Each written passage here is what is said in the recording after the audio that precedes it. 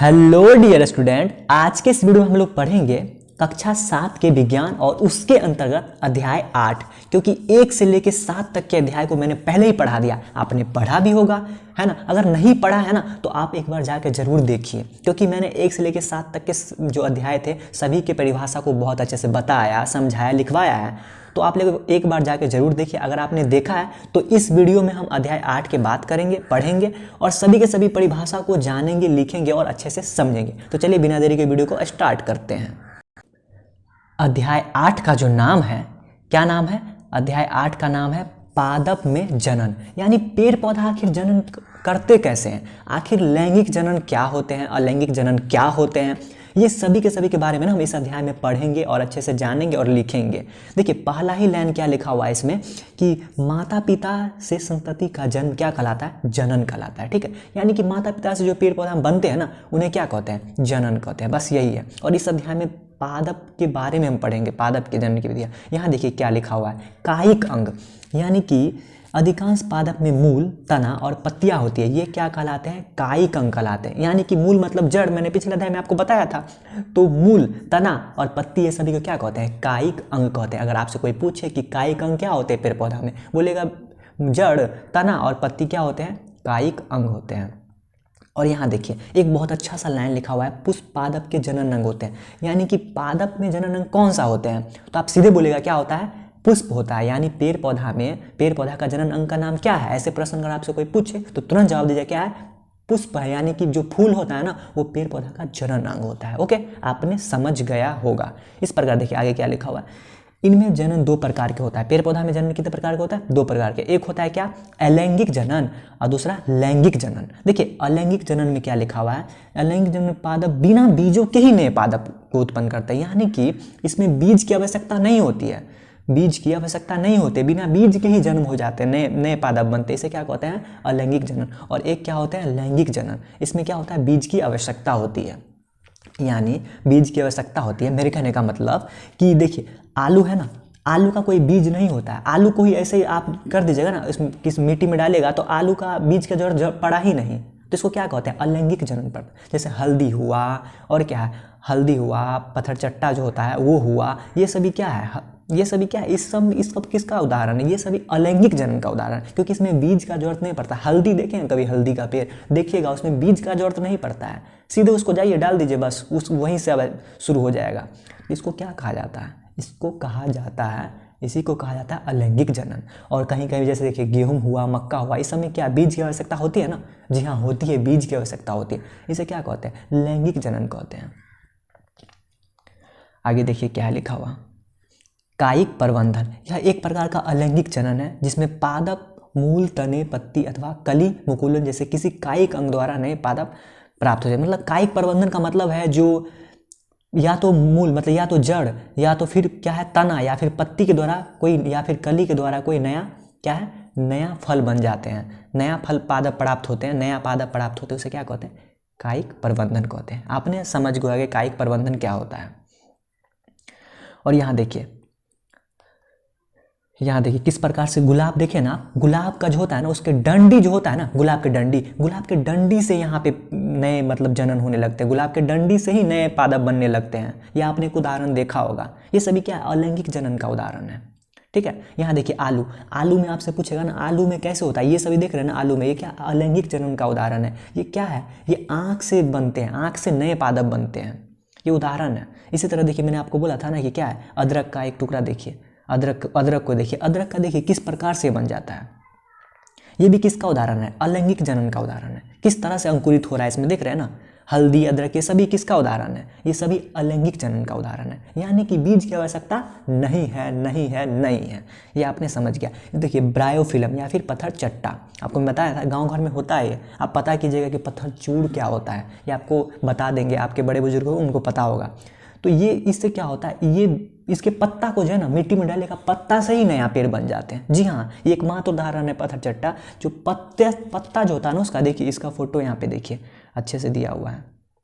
यहाँ देखिए, ये देखिए, ये है पत्ता से, ये पत्ता को मिट्टी में डालते हैं, पत्ता से ही स्टार्ट हो जाते हैं, नए पादप बनने लगते हैं। इसे क्या कहा जाता है? ये अलैंगिक जनन है। और कुछ देखिए, कुछ जो है मूल यानी कि जड़ से भी निकलते हैं, जिसका उदाहरण क्या है? शकरकंद और क्या है, डहेलिया, जिसको डालिया कहा जाता है, ठीक है, जिसको डालिया या डहेलिया कहा था। ये किससे बनते हैं, जड़ से, यानी कि मूल जड़ है ये एक प्रकार के। शकरकंद क्या है, जड़ है, ठीक है। एक और देखिए क्या लिखा है, कैक्टस जैसे पादप में जो मुख्य पादप में विलग्न हो जाते हैं, नए पादप को जन्म देते हैं। प्रत्येक विलग्न भाग नए पादप के रूप में वृद्धि कर सकता है, यानी कि कैक्टस भी है जो एक क्या करते हैं, नए पादप को बना देते हैं। ये क्या है, अलैंगिक जनन का उदाहरण है। और आगे देखिए क्या लिखा हुआ है, मुकुलन। क्या है, मुकुलन। आपने पहले ईस्ट के बारे में, जी हाँ, बार बार ये अध्याय में आते रहता है, आपने पिछले अध्याय से भी पढ़ा होगा, ईस्ट आते रहता है, जिनमें केवल सूक्ष्मदर्शी द्वारा ही देखा, मतलब इतने छोटे होते हैं ना जिसको सूक्ष्मदर्शी ही द्वारा सिर्फ देखा जाता है। इसके लिए यदि पोषण उपलब्ध हो तो ईस्ट कुछ घंटों ही वृद्धि करके गुणन, मतलब अर्थात जनन करने लगते हैं, यानी कि बहुत कम ही समय में जनन करने लगता है। और ये क्या है, एक कोशिकीय जीव है, आपको पहले से ही पता है ये। और देखिए, यानी कि यीस्ट जो है ना, ये यीस्ट के बारे में थोड़ा सा और देखिए क्या लिखा हुआ है। देखिए किस प्रकार से बनता है यीस्ट में, ये देखिए किस प्रकार से बन रहा है। देखिए यीस्ट में किस प्रकार से, मतलब बहुत कम समय में नहीं इसका जनन स्टार्ट होता है। यीस्ट क्या है, एक कोशिका, एक जीव है बहुत छोटा सा, किसको माइक्रोस्कोप से देखते हैं, यानी कि सूक्ष्मदर्शी से देखते हैं। यीस्ट कोशिका से बाहर निकलने वाले छोटे बाल मुकुल या कली कहलाता है। यानी कि आपसे सीधा इसको इतना पढ़ने से बढ़िया आप एक बार में सीधा समझ लीजिए कि अगर आपसे सीधे पूछे कि यीस्ट में किस प्रकार का जनन, आप बोलेगा मुकुलन। ईस्ट में किस प्रकार का जनन होता है, मुकुलन। ईस्ट में मुकुलन, ईस्ट में मुकुलन, ईस्ट में मुकुलन, ठीक है। इसी प्रकार आगे देखिए क्या लिखा हुआ है, खंडन। देखिए खंडन होता है एक खंडन। देखिए जैसे कि आपने तालाबों अथवा ठहरे हुए पानी के अन्य जलाशयों में हरे रंग के क्या है, अवपंकी गुच्छे, यानी कि फिसलनदार जो होते हैं तैरते हुए देखा है। मतलब कि हरे हरे जो पौधे होते हैं पानी में तैरते रहते हैं। ये शैवाल है, क्या है, ये शैवाल है। और ये शैवाल है, जो शैवाल है जिसको स्पाइगोरा कहा जाता है। क्या, स्पाइगोरा है, एक शैवाल है। इसमें क्या होता है, खंडन होता है। क्या, ये खंडन है। और ये भी क्या, एक अलैंगिक जनन का उदाहरण है। आपने समझ गया। और इधर देखिए बीजाणु निर्माण। क्या है, बीजाणु निर्माण है। बीजाणु अलैंगिक जनन ही करते हैं। जी हाँ, प्रत्येक बीजाणु उच्च ताप और निम्न आर्द्रता जैसी प्रतिकूल परिस्थितियों को झेलने के लिए एक कठोर सुरक्षात्मक आवरण से ढका रहता है, इसलिए इसके लंबे समय जीवित रह सकते हैं। अनुकूल परिस्थिति बीजाणु अंकुरित हो जाते हैं और नए जीव विकसित हो जाते हैं। मॉस और फर्न जैसे पादप भी जनन बीजाणु द्वारा होता है। यानी कि मॉस और फर्न में क्या होता है, बीजाणु निर्माण होता है, बीजाणु के द्वारा होता है। यह भी क्या है, एक प्रकार का मॉस और क्या है, फर्न किसका उदाहरण है, किसका, अलैंगिक जनन का। ठीक है, अब आया बात किसका, लैंगिक जनन का। देखिए लैंगिक जनन क्या होता है, जिसमें आपको मैंने बता ही दिया कि बीज की आवश्यकता होती है। इसमें दो तरह की होती है, दो तरह की मतलब अंग होते हैं जनन, जिसका नाम होता है एक क्या, पुंकेसर, एक होता है क्या, स्त्री केसर। ठीक है, पुंकेसर का मतलब वो क्या होता है, पुंकेसर का मतलब होता है मादा जनन। और स्त्री केसर का क्या है, पुंकेसर का मतलब नर जनन अंग और स्त्री केसर का मतलब मादा जनन अंग होता है। ठीक है, पुंकेसर का मतलब क्या होता है, नर, और स्त्री केसर का मतलब मादा। ठीक है, आपको ये पहले से भी पता होगा। और यहाँ देखिए कुछ लिखा हुआ है, ऐसे पुष्प जिनमें या तो पुंकेसर होते हैं या फिर स्त्रीकेसर उपस्थित, तो उसे क्या कहते हैं, एक लिंगी पुष्प कहते हैं। यानी या तो स्त्रीकेसर होगा या फिर पुंकेसर होगा, कोई एक ही होगा। इसे क्या कहते हैं, इसे कहते हैं क्या, एक लिंगी पुष्प कहते हैं। ठीक है, और एक होता है क्या, दोनों होता है, एक जिसमें दोनों होता है, स्त्रीकेसर और पुंकेसर दोनों, उसे क्या कहते हैं, द्विलिंगी पुष्प होते हैं। देखिए स्त्रीकेसर आपने समझ गया, जो मादा जो होते हैं ना, मादा पुष्प, मादा जो होते हैं जनन, उसको स्त्रीकेसर, और नर जो होते हैं उसे क्या कहते हैं, पुंकेसर कहते हैं। जब दोनों आ जाए तो द्विलिंगी, आज कोई एक आए तो एक लिंगी। आपने समझ गया होगा। इधर देखिए एक छोटा सा चित्र था बीजाणु वाला में, जो अलैंगिक जनन का उदाहरण था। देखिए क्या था, कवक किस प्रकार से उग रहे, देख रहे हैं, बीजाणुधानी होता है, कवक जाल होता है, इस प्रकार से बीजाणु का कुछ उदाहरण था, वो अलग था। इधर आप समझिए एक लिंगी पुष्प, द्विलिंगी पुष्प क्या होते हैं, आपने समझ गया होगा। ये देखिए आप ना सबसे बड़ा उदाहरण कहाँ देख सकते हैं, पता है, अड़हुल का फूल। यानी कि अड़हुल का फूल जो होता है ना, उसमें ये सभी बहुत अच्छे से होता है। देखिए पुंकेसर में किस प्रकार होता है, पुंकेसर देखिए, पुंकेसर मैंने बता दिया कि नर जो होते हैं, यानी कि पुरुष, सीधे समझिए पुरुष, नर जो होते हैं नर, उसमें देखिए क्या होता है, पराग कोष होता है और पुतंतु होता है। तो आपको बस पता करना उसमें क्या होता है, पराग कोष होता है। ठीक है, और इसमें क्या होता है, देखिए इसमें स्त्रीकेसर में क्या होता है, वर्तिकाग होता है, वर्तिका होता है, या फिर बीजांड होता है, और क्या है, अंडाशय होता है। इसमें किस में होता है, ये सभी होता है किसमें, ये सभी स्त्रीकेसर में होता है। नर युग्मक आपने समझ गया, नर मतलब जो पुरुष होंगे। ठीक है, और आगे देखिए क्या है, लैंगिक जनन और नर मादा युग्मकों के युग्मन को क्या कहा जाता है, युग्मनज कहा जाता है। युग्मनज क्या होता है, नर और मादा जब एक साथ मिलते हैं तो इसे क्या कहते हैं, युग्मनज कहते हैं। इसी प्रकार देखिए क्या है, परागन है। परागन किसे कहा था? परागन कहा जाता है परागकणों का परागकोश से पुष्प के वर्तिकाग्र पर स्थानांतरण क्या कहलाता है? परागन कहलाता है। आपने समझ गया होगा कि परागन क्या होता है। देखिए परागकण, परागकण किस में होता है? परागकण किस में होता है? देखिए परागकण होता है परागकोश में, और ये पुंकेसर में सिर्फ होता है। ठीक है, आप थोड़ा सा कॉपी पे नोट डाल लीजिए, फिर समझिएगा क्या होता है। आप अपने कॉपी पे सबसे पहला लाइन जो नोट डाउन करना है जनन क्या होता है। सजीव द्वारा संतति उत्पन्न करने की विधि क्या कहते हैं? जनन कहते हैं। मैंने आपको बता ही दिया था। जनन दो प्रकार के होते हैं पादप में, कौन? अलैंगिक और लैंगिक जनन। इसे लिखिए अपने कॉपी में। अलैंगिक जनन क्या होता है? पादप बिना बीजों के ही नए पादप को उत्पन्न करते हैं, इसे क्या कहते हैं? अलैंगिक जनन कहते हैं। ठीक है, इस सभी लाइन को अपने कॉपी पे नोट डाउन कीजिए। वीडियो को रोक के कीजिए, लेकिन कीजिए जरूर। आलू, अदरक, हल्दी, पत्थर चट्टा में कलिकाएं, यीस्ट में मुकुलन, स्पाइगोइरा में खंडन, और WT में क्या है? बीजाणु अलैंगिक जनन के उदाहरण है। ये सभी उदाहरण, ये सभी डायरेक्ट पूछे जाते हैं प्रश्न। जी हाँ, ये सभी आपको ना डायरेक्ट दिखेगा, प्रश्न में दिखेगा कि ईस्ट में क्या होता है, तो आप बोलेगा ईस्ट में क्या होता है? ईस्ट में होता है, ईस्ट में मुकुलन होता है। देखिए मुकुलन होता है। स्पाइगोरा में क्या होता है? खंडन होता है। ये सभी डायरेक्ट आपसे पूछेगा प्रश्न। देखिएगा आप जब किताब बनाएगा ना, ये सब डायरेक्ट होगा, तो आप इसे कॉपी पे अच्छे से नोट डाउन कीजिए। वीडियो को रोक के कीजिए, बट कीजिए जरूर। और आगे देखिए क्या है। लैंगिक जनन सबसे पहले क्या होता है? जब बीजों में नए पादप को उत्पन्न करते हैं। जी हाँ, अलैंगिक जनन आपने पढ़ ही लिया, जो बिना बीज के ही हो जाता है। इसमें तो बीज की आवश्यकता पड़ती है लैंगिक में। और एक लिंगी पुष्प मैंने बताया था, जिसमें केवल पुंकेसर या फिर स्त्री केसर होता है। जैसे कि क्या हो जाता है? मक्का, पपीता, खीरा इसका उदाहरण होता है एक लिंगी पुष्प के। द्विलिंगी में क्या होता है? जिन पुष्पों में पुंकेसर और स्त्री केसर दोनों उपस्थित होती है, जैसे कि सरसों, गुलाब, पिटूनिया, ये सभी क्या है? द्विलिंगी पुष्प। मैंने अभी जस्ट बताया था आपको। और देखिए पुंकेसर में परागकोश में परागकण होते हैं, और स्त्रीकेसर में वर्तिका और अंडाशय होते हैं। यानी कि पुंकेसर में क्या क्या होता है? परागकोश और परागकण होते हैं। यदि मैं आपसे पूछूं कि परागकोश और परागकण किस में होती है, तो पुंकेसर में। और स्त्रीकेसर में क्या होती है? वर्तिका और क्या? वर्तिकाग्र और अंडाशय होते हैं। ये तीनों होता है स्त्रीकेसर में, और ये दोनों होता है किसमें? पुंकेसर में। आपने समझ गया होगा, इसे भी नोट डाउन कीजिए अच्छे से। और यहाँ देखिए क्या है? परागन है ना। परागकणों का परागकण से पुष्प के वर्तिकाग्र पर स्थानांतरण परागन कहलाता है। यानी परागकण है ना, उससे पुष्प के वर्तिकाग्र, यानी कि इस पुंकेसर से स्त्रीकेसर की ओर जाने को क्या कहते हैं? क्या कहते हैं? कहते हैं परागन कहते हैं। और आगे जो आपको लिखना है, क्या लिखना? यदि परागकण उसी पुष्प के वर्तिकाग्र पर गिरते हैं तो उसे क्या कहते हैं? स्वपरागन। और यदि अन्य पुरुष के वर्तिकाग्र पर गिरते तो इसे क्या कहते हैं? परपरागन। अभी अभी किताब में आपको दिखाऊंगा। जैसे देखिए, जैसे आपको तो पता चलेगा कि परागकण परागकोश किस पे गिरते हैं? वर्तिकाग्र पर गिरते हैं। यानी कि पुंकेसर वाले किस पे गिरते हैं?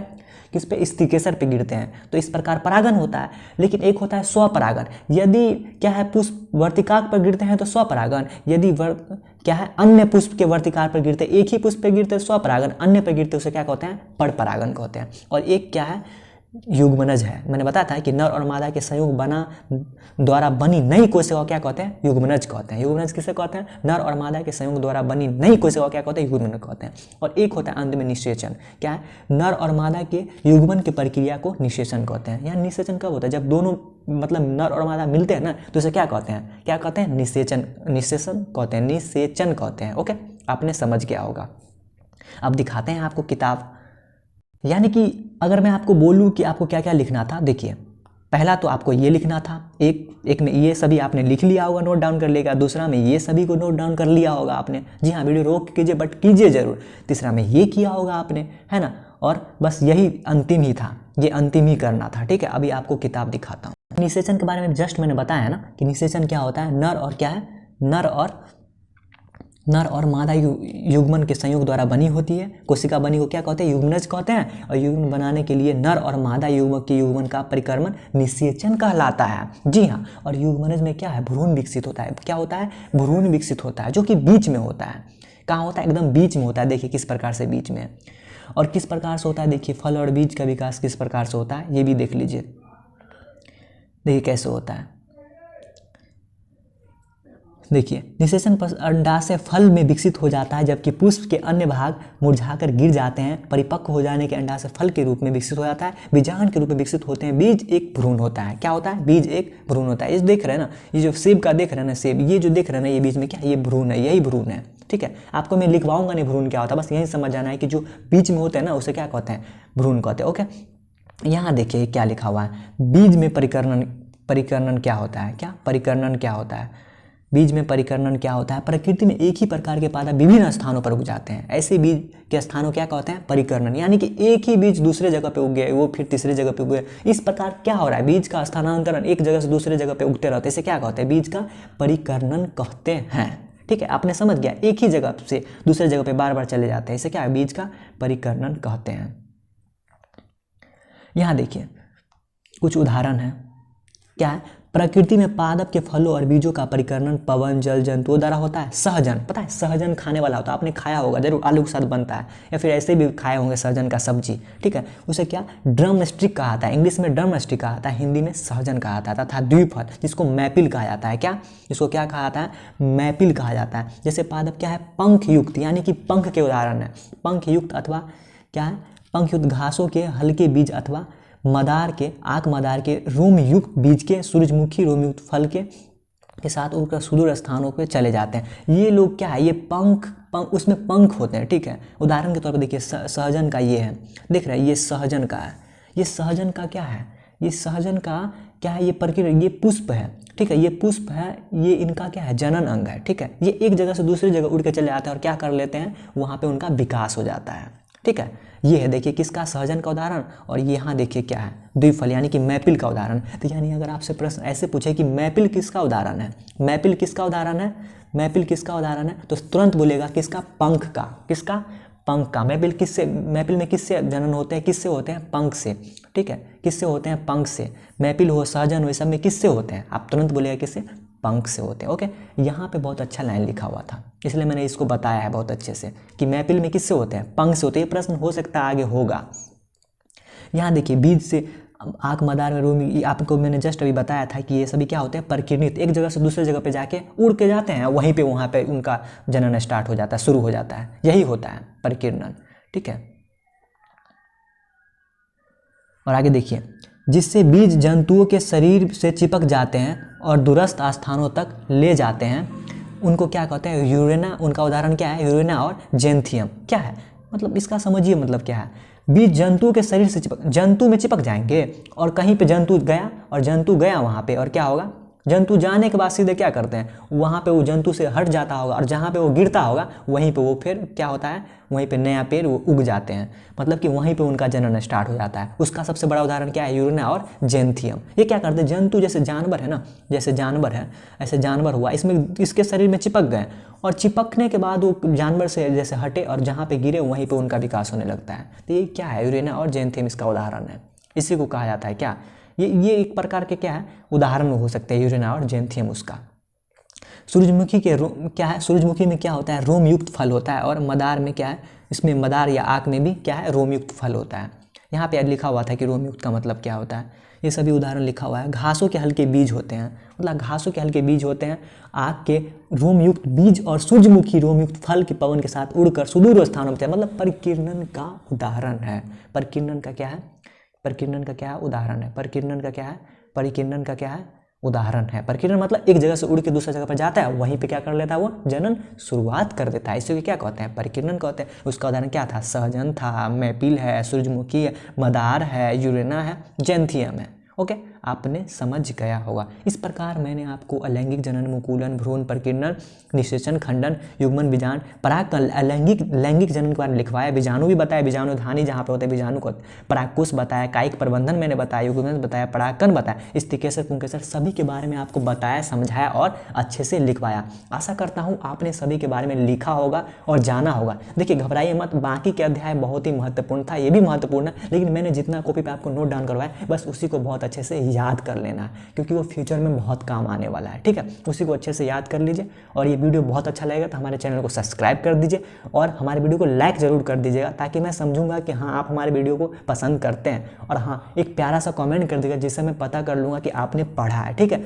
ये बाकी के अध्याय की तरह ये उतना बड़ा अध्याय नहीं था। ठीक है ना, उतना बड़ा ये अध्याय नहीं है। और ये सभी पॉइंट को अपने स्तर से पढ़ने का प्रयास कीजिए। क्यों? क्योंकि पढ़ने का प्रयास कीजिएगा तो आपको पता चलेगा कि मैंने क्या पढ़ा, मैंने क्या छोड़ा। वही जो मैंने बात सब बताया ना, वही बात आपको रिपीट होते रहेगा। आपको लगेगा मैंने तो ये सुना ही हुआ है, ओके, इसलिए आपको ये जरूरी ये सभी को पढ़ना चाहिए। आपने क्या सीखा, आपको अपने स्तर से पढ़ना चाहिए। आपको पता है ना कि पुष्प क्या है, पादप का जनन अंग है। जी हाँ, आप प्रश्न बनाने का प्रयास कीजिएगा, प्रश्न बनाइएगा, इसमें बनेगा प्रश्न, बिल्कुल बनेगा। देखिए ऑब्जेक्टिव सब क्या है, आँख किस में होता है, आलू में होता है ना, आँख होता है, बीजाणु किस में होता है, मुकुलन किस में होता है, खंडन पंख किस में होता है। देखिए पंख अभी मैपिल में होता है, अभी पढ़े थे ना। इस तरह बनाने का प्रयास कीजिए। क्या पादप में जनन अंग क्या होता है, पुष्प होता है। ऐसे बनाइएगा, ठीक है, बनाने का प्रयास कीजिएगा, जरूर सवाल बनेगा। ठीक है, मिलते हैं नेक्स्ट वीडियो में, तब तक के लिए धन्यवाद।